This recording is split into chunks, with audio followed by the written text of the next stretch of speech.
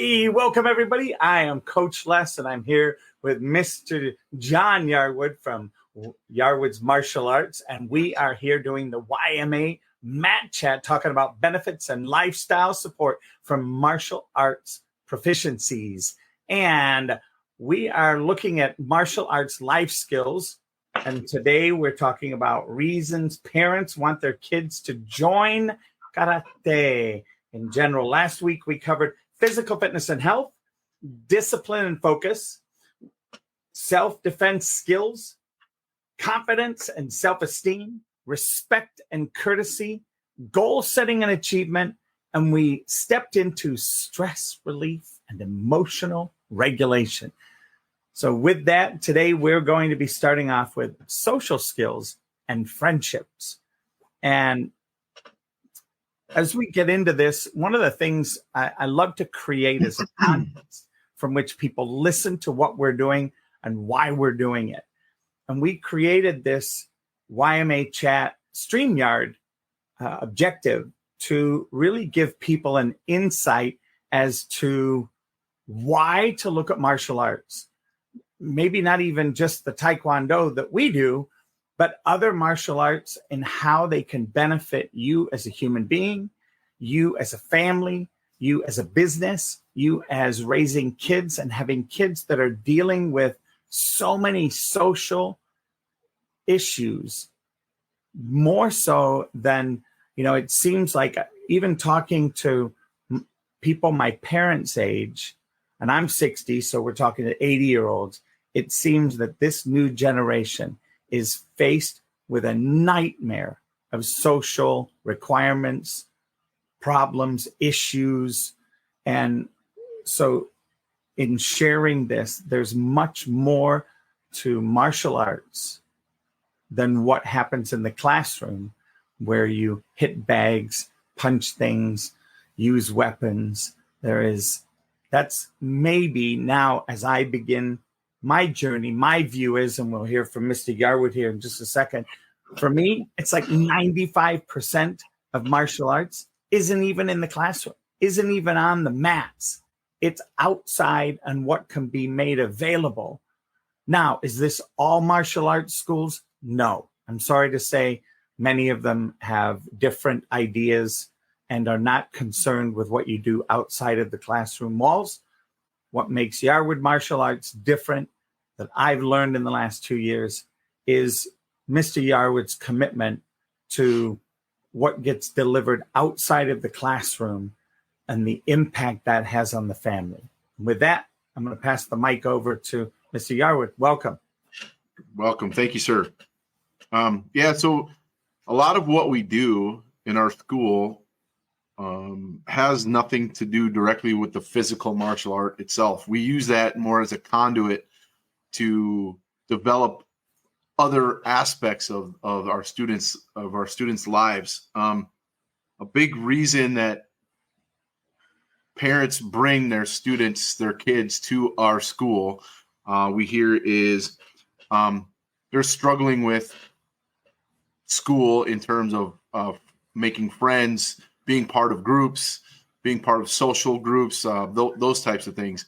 They might have one or two friends in school, but they just, maybe they're what the mainstream student body thinks is different, right? We don't look at it that way. We look at it as every kid has the possibility to be awesome, to be great. And when they come into our school, our number one thing for them is to make them feel like they're part of our school, like they're part of our family, part of our community. And when they come in, a lot of our students are typically kids who maybe don't fit in to football or to soccer or to volleyball or any of the organized sports that the public schools offer. Maybe they're not physically gifted, or maybe they're socially struggling with making friends, those types of things. Maybe they don't really, the team concept of sports just isn't what they like to do. So they're more individual. So what we like to do is offer an opportunity for them to come in and be that individual with they're doing their, when they're training in Taekwondo, they're their own competition. They're their own drive. They're their own motivation, because when they come in, their goal. I mean, most students' goal when they come in is to earn a black belt, right? We put them in an environment that's going to allow them to grow, to foster that individuality that they have, and in the same time, they're going to be making friends who are kind of on the same path. So we have our own social group within our school, right? It's someplace where they come in. We don't treat them any differently than anybody else. Everybody gets the same amount of attention. Everybody gets the same training, the same. We love all of our kids, and we want to make sure that they're all thriving in their environment, not only within our school, but then they can go back to their regular school and feel confident in who they are. And ultimately, having that confidence will hopefully help them make more friends, become part of other groups, and just be part of the community that they're in when they're in school, because they only spend a little bit of time with us. But when we have them, we want to make sure that they're getting what they need from us, so that they can go out into the real world where they spend most of their time and be able to not feel uncomfortable in situations, to be able to make friends, to be able to join other groups, to be able to go to the lunchroom and not feel like they have to sit by themselves, or only have a group of friends, or have other people looking at them differently because maybe they like different things than most people. That stuff to us, that's what makes them all unique. That's what we love about our students, is that they all have their own story, and we love to hear those stories, and we love to enhance those stories and become part of their stories. So that's a huge part for us, creating friendships within our school. We know our parents too, that bring their students in, make friends within our school. I mean, we have a lot of parents who hang out together outside of the school. Sometimes I'm not even invited to those events. It's like, well, I'm the one who brought everybody together, but I don't get invited. But it's awesome because I know that what we're providing for them is more than just the physical taekwondo on the mats. We're providing them a community, a family, somewhere that they feel part of, that they feel important within. So that's a huge part for us, is the social skills and the friendships that our kids are developing through the taekwondo that we're teaching them. It's so funny that you say that, because for me, I look at, I was just looking at the 11 martial arts life skills that we're also working on sharing with people on Mat Chat. And we started with attitude, respect, and discipline, and goals.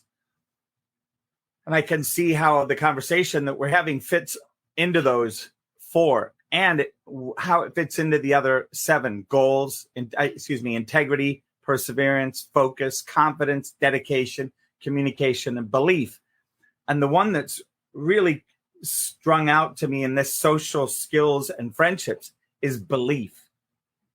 So many times people are watching the social media and the Facebook and TikTok and Snapchat and all these other things, and comparing themselves to the people they see, the influencers.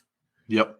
And, I'm not good enough. I wish I could be like this person. Oh, it'd be so good. La, la, la, la, la, la. Back and forth, back and forth. And it is because it's so readily available on this thing called a cell phone and on iPads. I think we've lost the reality and the ability of being real with another human being. And it's so easy to condemn somebody, to look down on somebody, to say something stupid, to actually say something that can hurt another individual. And when we're in person, there's out of the 85 to 95% of communication that's nonverbal, we don't communicate those things because there's so much going on nonverbally between you and the other person or the group that you don't say those things. You restrain. And I can't remember who shared this with me. I believe it was one of the instructors of the training and development company that I worked for, and they literally said, look less. You have somewhere between 80 and 90,000 thoughts a day. We don't have to experience or hear those thoughts. They don't have to be recreated verbally out of your mouth. And there are some things that are better left unspoken or unsaid because they don't really epitomize your point of view or who you are. They may be a retort to something or a reaction to something, and taken out of context may be very damaging to the group or to another person. And I'm excited to share that I probably have taken 60 to 70% of the poop that comes out of my mouth and stopped sharing it. And my life has gotten that much better because of it. The respect I have from people around me has leveled up in that space. And I invite y'all to take it on for a week and see. Don't share everything that comes up into your brain. Hold on to it. And see what shows up, like see what opens up for you inside of this conversation. Back over to you. Yep. So the next thing we hear a lot, well, is, and it kind of goes, it dovetails with this really great, is this, we create a structured and safe environment for our students. When they come into our school, they know exactly what to expect. When we talk about discipline, they know where they're supposed to stand. They know how they're supposed to act. They know how they're supposed to respond. They know how they're supposed to speak. They develop the structure in their life that helps them thrive. Because if you give them some guardrails, they know exactly where they're supposed to be. They can bump off them, but that's how they're learning, right? But we keep that path illuminated for them so they know where they're going. And that, we tie that in with the goals. We tie that in with discipline and structure, all those things, right? And it's a safe environment for them to come into, because they're treated with respect. Everybody is treated, like they're the most important person here, because we want to make sure that they feel that. They want to make sure that they believe that because it's true, right? So they know walking into our school, the first thing they're going to do is feel welcome. We try and say hello to everybody as soon as they come in the door. We yell their name, hey, good morning, good afternoon, hello, whatever, when they're leaving. All those things, they're always made to feel like that we know that they're there. We know that they're important. They feel like they're part of what we're doing. And when we create that safe environment for them, we know that they're going to be more open to learning. They're going to be more open to being able to express who they are, to talk about things that maybe they feel uncomfortable talking about in other places. It's just that whole atmosphere of what we do and how we treat each other in our school helps them to be able to thrive. And then when they take that outside, they are more comfortable with who they are and how they speak and who they talk to and the respect that they're showing. And it really kind of helps them to develop that whole aura of themselves, what we call beyond the mats, when they go outside the door. So that structured and safe environment is vital for them to be able to come in and have a great learning experience, to be able to excel at what they're doing, and then take that with them. So when they go to school, or when they're at home, and they're with their friends, with their whatever, that starts to help them to be able to develop that environment around themselves and to have people treat them the way they want to be treated. So it's a huge part of what we do. And also having that structure and safe environment, they're going to learn the physical stuff. We're not going to put them in situations that they might get hurt, that they might feel like it's something that they're not capable of doing. We're always encouraging them to grow past where they are and to become a better, not only a better martial artist, but a better person, a better community member. So one of the things that I want to go back to and just spend a moment with is the improved academic performance. I look at inside of the structured and safe environment, inside of the social skills and friendships, what I see is students that share with me, they're much more happy to do homework. They're not scared of getting too good a grade anymore because people will ridicule them if they get a straight A and they don't get things done. Or they level up because they see the freedom in putting that hard work in, just like they did on the mat, putting that hard work in on homework. Like it takes something to do it outside of the classroom, which is something I know you're very adamant about. It's like, look, you don't get enough time with me on the floor. So some of the work you have to do in front of a mirror somewhere in your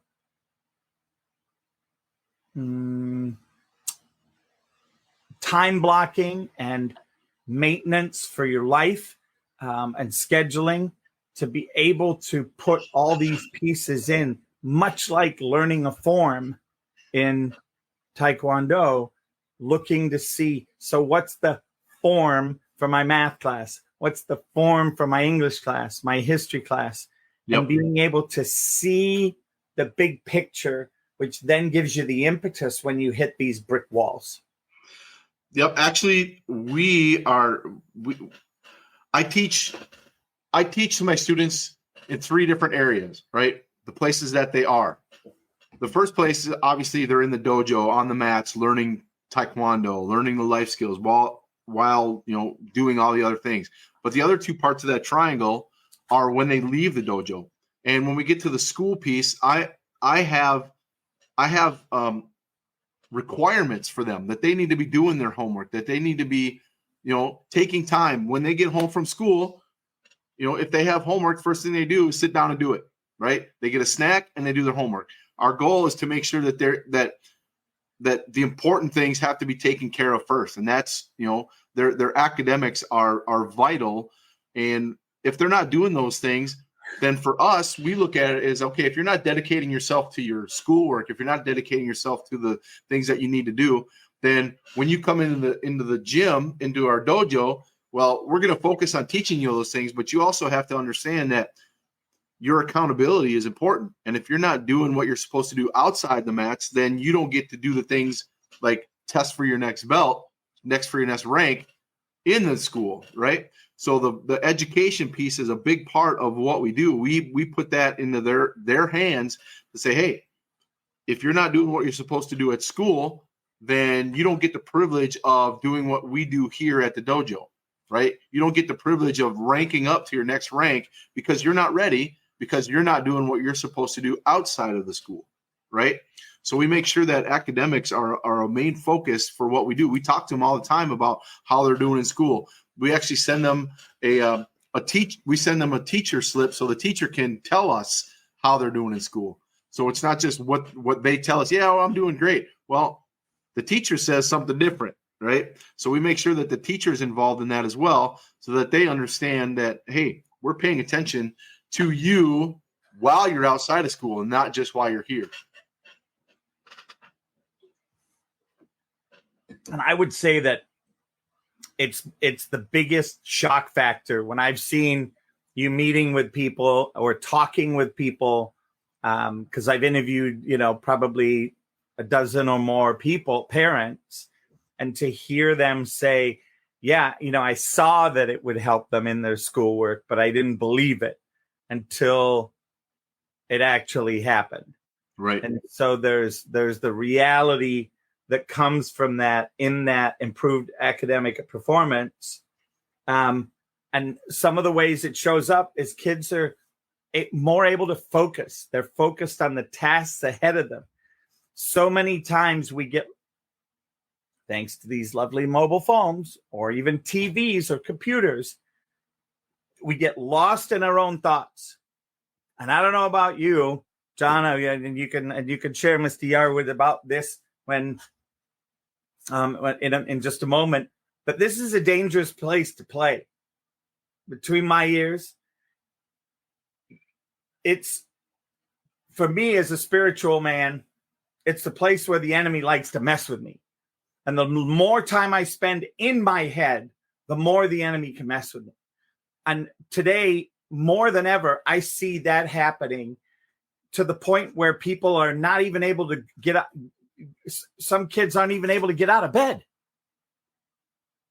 I mean, I was talking with my business partner, Jeff, who worked at a place where he worked with a lot of very beautiful women.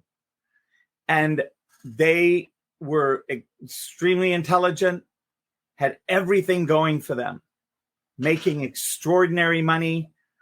Financially they were ahead, no debt, nice car, and beautiful human beings. And yet they couldn't get out of bed during the day.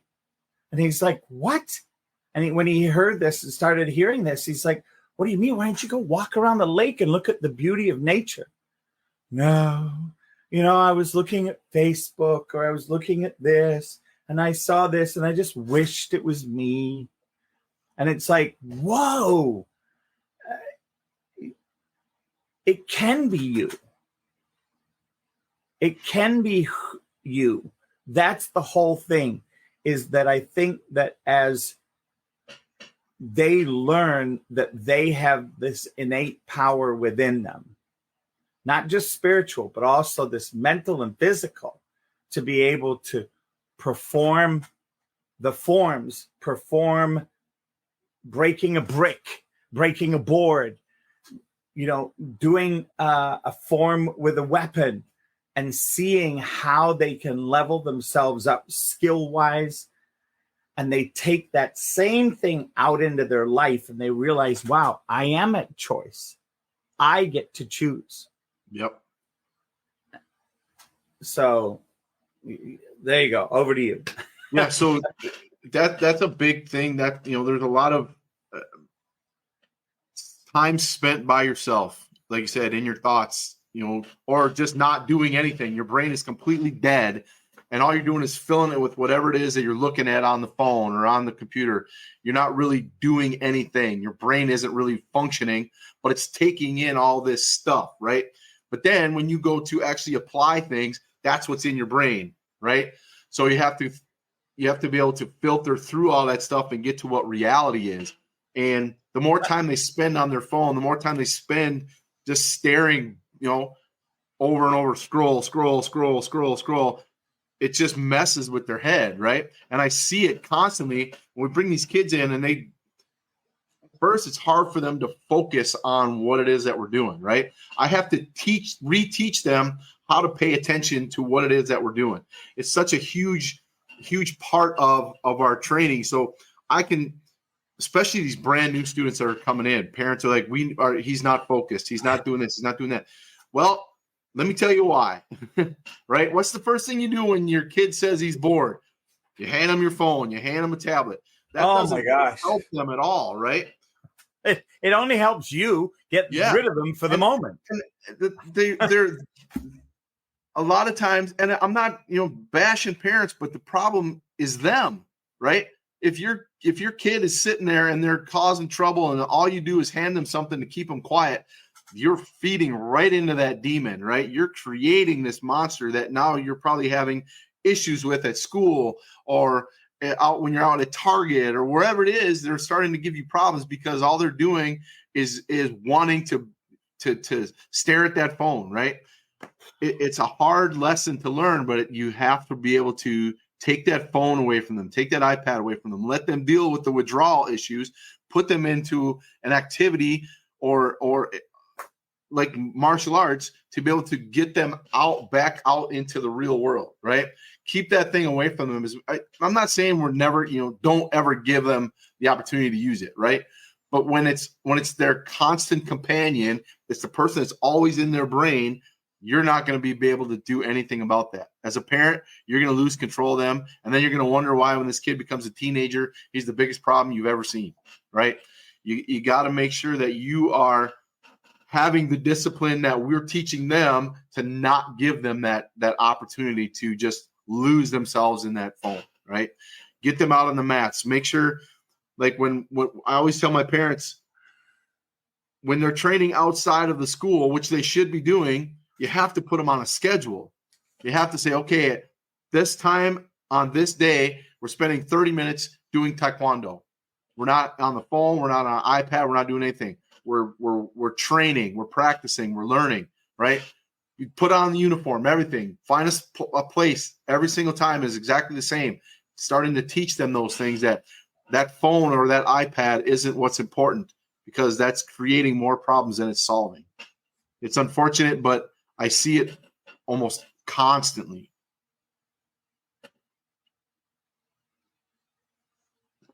Yeah. I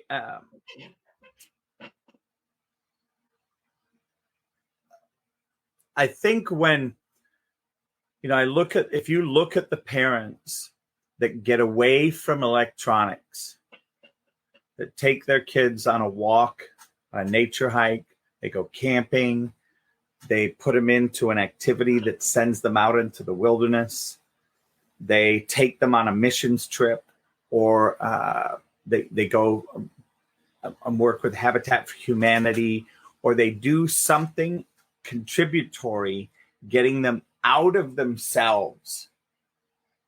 One of the things that isn't even on here, but you have, we started last year was, and you require it of black belts, and somebody that's going, working on getting their black belt is doing community service,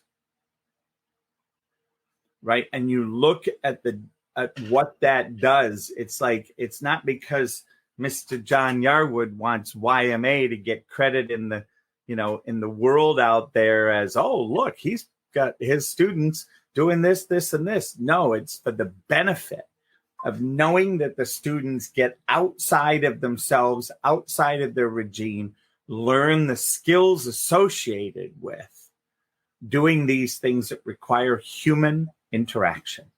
Yep. Yeah, community service is a big deal. I require of all of our students, they have to do at least one event of community service every single month. And it doesn't necessarily have to be, feed my starving children, some kind of formal community service. The goal is to be able to give of yourself without any expectation of return, right? To get paid for your work or whatever it is. You should be seeing things that need to be done and going and doing them just because that's who you are, right? Feed My Starving Children is awesome. They go on, they fill bags of food and whatever, and they send it off to, places that need that help. But also, maybe your neighbor needs help mowing the yard, right? Maybe they're an elderly person or they got a broken leg or whatever. Go over and, assist. Maybe your neighborhood has a bunch of litter all over the place. You walk around and pick it up and throw it away, right? Do your part. The point of it is that when you start to do that, when you start to help people, the more you realize you want to do it, right? You start to see things that need your attention, that need somebody to have them taken care of, and you go do it. You don't say, well, he can do it, he's closer, or they can do it, they're better at it, whatever it is, right? No, you step into the fray and you do it. You take care of what needs to get done, and don't go, well, I did that, so I should get credit for it. No, you don't. If you don't get credit, it doesn't matter. You did it. You took care of what you were supposed to take care of. That's all the credit you need. It makes you feel better that you're taking care of the outside world. And when you start to do that more and more, you start to want to do it more and more, which, creates that whole circular thing. I did more, so I want to do more. I did more, so I want to do more. And that's what we're looking for, to teach these kids that, hey, I have a lot to offer people, and I don't necessarily need to get paid for it. I don't need credit for it. I just want to do it because it makes my world better and it makes everybody's world better. I mean, I got asked this morning, delivering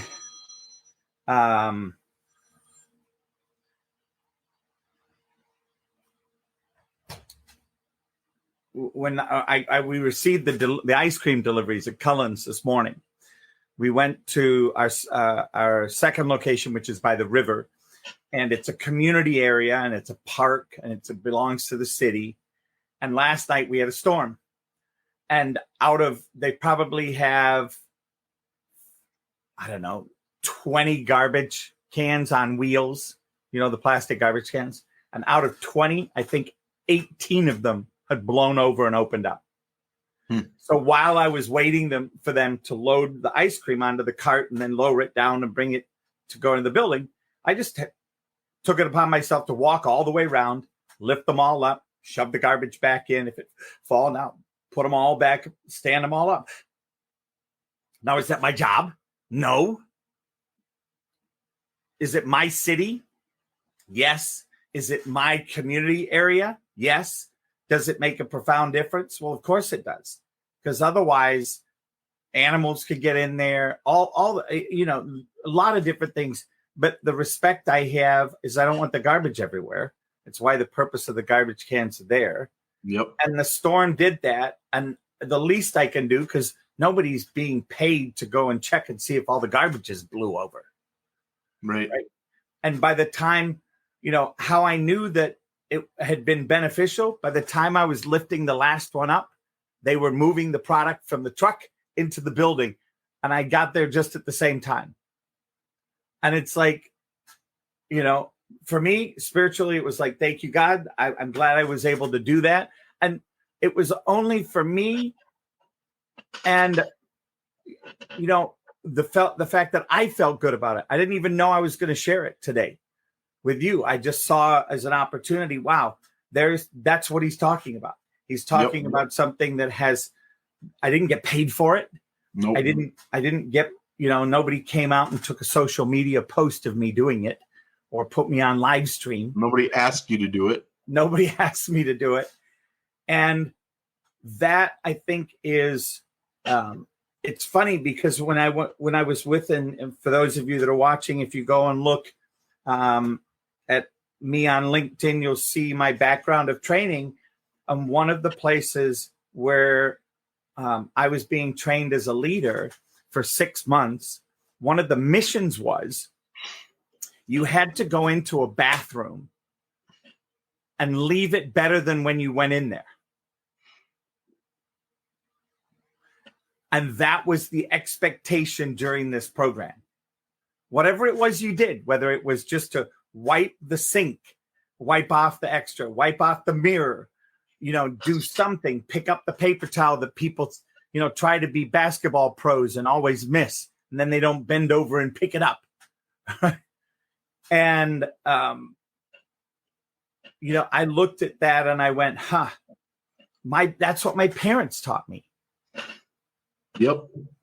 Right. But parents today are so busy, they don't have time to teach those skills and share with their kids why they're doing it. So I think that's one of the benefits of your martial arts program is it's teaching some of these things that in today's society, parents don't have time for anymore because they're working 2 jobs to pay all the bills, to pay for all the extras, to pay for the $1,000 cell phone for each of their family members. Right? I mean, we've created our own nightmares. Yep. Oh, my goodness. Yeah, so I love the note. And just to reiterate, put them on a schedule. Yep. Right? Why not? Some of us say, well, unless I don't want my life to be so controlled. Well, your life is controlled. It's always going to be controlled. It's controlled by needing to make money to be able to pay bills. If you don't control it, somebody else will. That's where I was headed, right? It's either you live one of these lives where you are always at the behest of somebody else because they're controlling you and you have no say in the matter, or you take charge. Yep.